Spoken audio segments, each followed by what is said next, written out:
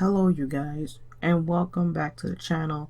This video is going to talk about the mistakes that I made on YouTube that kept my channel from growing.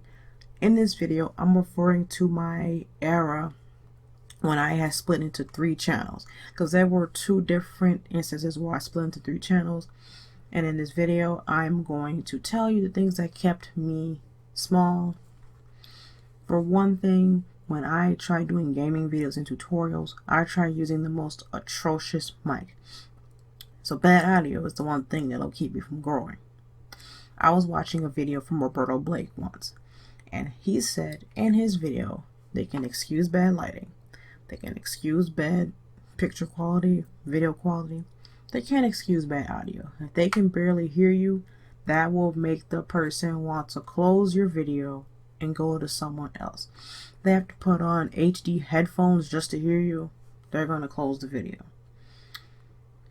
I could have used my phone or downloaded a voice recorder app on the tablet that I had to record my voice for tutorials, and did the slap clap cute thing that I do now when I face cam or record my voice separately for tutorials. I could have done that.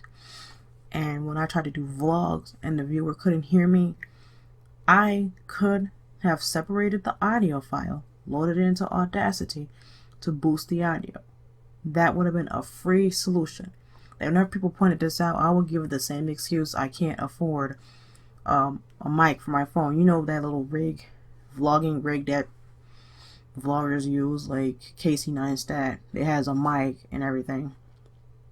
That was a excuse. Like, I can't afford headphones. You know, like the headphones that come with your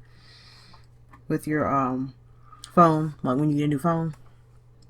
But although it's true that not being able to afford equipment is a struggle, but I shouldn't have rolled with that excuse. So that's the thing you gotta see. It's understandable that you can't afford equipment when you're a small YouTuber, but you have to make with what you can afford in the meantime. So instead of telling them I can't afford it and do no effort to make it better, I could have said, well, do you recommend any programs where I can extract the audio file and I can use Audacity? Can you recommend me some good, video extracting programs? And then I could have fixed the audio that way. Or when they pointed out the mic on my laptop being sucky, like, hey, you have any recommendations on what steps I should add in Audacity to make the audio better? Or what recording programs on my tablet I should download? I could have asked them what could I add to make it better. The next thing is not being educated on analytics, because I remember in the things I wish I would have known about YouTube video, I said I wish I had known about audience retention analytics, because you have to know where your viewers are clicking on your videos from, so you know where to promote them when you publish the next video. And now you didn't know where you lose your viewers. If you lose them halfway through the video, what are you doing halfway through, and it makes them leave? So if you're not editing out parts where you don't talk, or if you lose in the game and have to do it over, you're not cutting that out, is that making them leave? And knowing what videos are bringing in subscribers. And it's also important to know what is bringing people to your channel. Where are they coming from? So you can continue to reach people in those places. The next mistake is taking long breaks from YouTube. I remember on a previous channel that I had, I took a break for a month, and it was hard for me to bounce back, because a month, I think that's just too long to go on YouTube without posting, because the viewer can forget to come back after your break. Now you guys might be saying, but so and so takes 2-month breaks and everybody remembers them. But the difference is people know them by now. You're not known right now.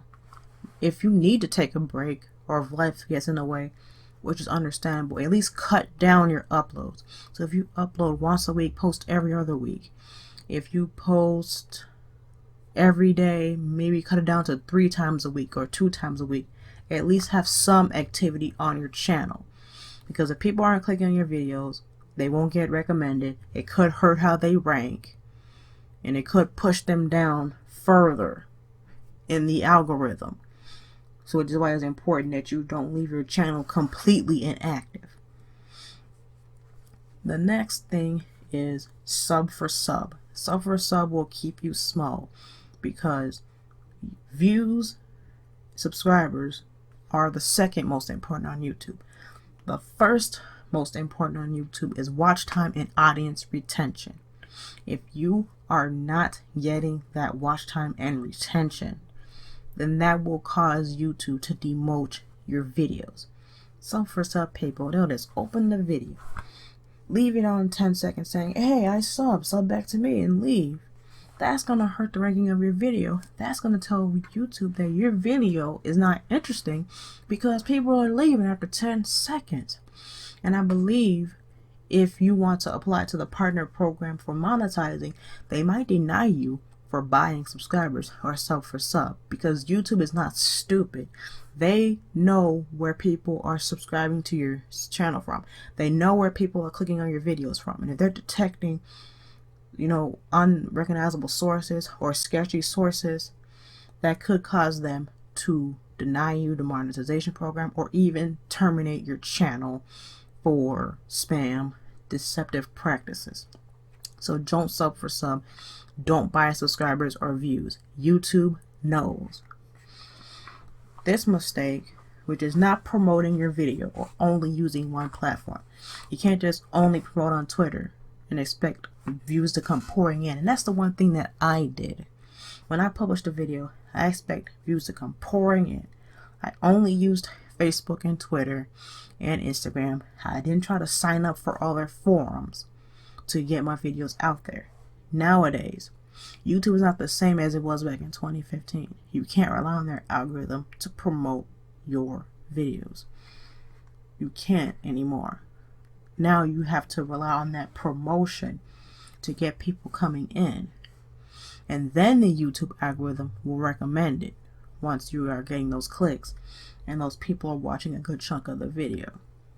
You can easily search up best places to promote videos and you will get a bunch of results, and that person will tell you different sites that you can use.